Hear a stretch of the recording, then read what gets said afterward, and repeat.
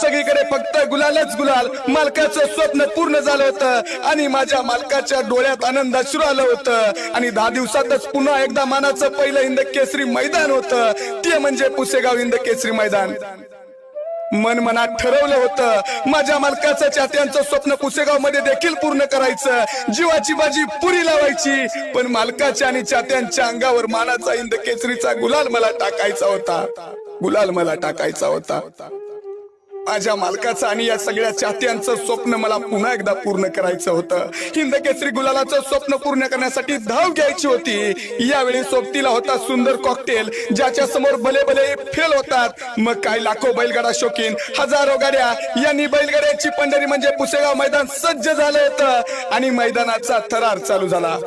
प्रेक्षकांचा जल्लोष, सेवागिरी महाराजांचा आशीर्वाद आणि मी पुन्हा स्वतःला सिद्ध करण्यात यशस्वी झालो.